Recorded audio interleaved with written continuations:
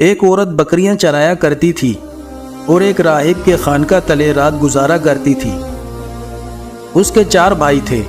ایک دن شیطان نے راہب کو گدگدایا، وہ اس سے زنا کر بیٹھا، اسے حمل رہ گیا۔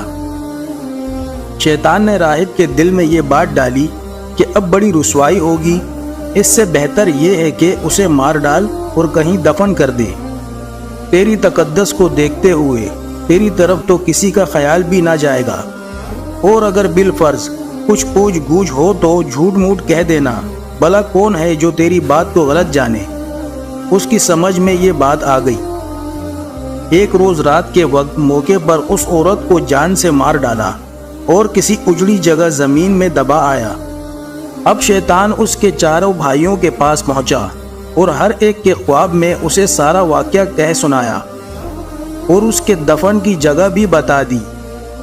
صبح جب یہ جاگے تو ایک نے کہا، آج کی رات تو میں نے ایک عجیب خواب دیکھا ہے، ہمت نہیں پڑتی کہ آپ سے بیان کروں۔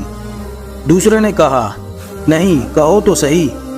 چنانچہ اس نے اپنا پورا خواب بیان کیا کہ اس طرح فلاں عابد نے اس کی بہن سے بدکاری کی، پھر جب حمل ٹھہر گیا تو اسے قتل کر دیا اور فلاں جگہ اس کی لاش دبا آیا۔ ان تینوں میں سے ہر ایک نے کہا، مجھے بھی یہی خواب آیا ہے۔ اب تو انہیں یقین ہو گیا کہ سچا خواب ہے۔ چنانچہ انہوں نے جا کر حکومت کو اطلاع دی اور بادشاہ کے حکم سے اس راہب کو خانقاہ سے ساتھ لیا اور اس جگہ پہنچ کر زمین کھود کر اس کی لاش برآمد کی۔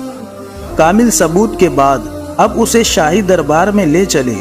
اس وقت شیطان اس کے سامنے ظاہر ہوتا ہے اور کہتا ہے کہ یہ سب میرے کیے کوتک کرتوت ہے، اب بھی اگر تو مجھے راضی کر لے تو جان بچا دوں گا۔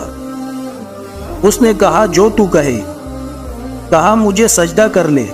اس نے یہ بھی کر دیا۔ بس پورا بے ایمان بنا کر شیطان کہتا ہے، میں تجھ سے بری ہوں، میں تو اللہ تعالیٰ سے جو تمام جہانوں کا رب ہے ڈرتا ہوں۔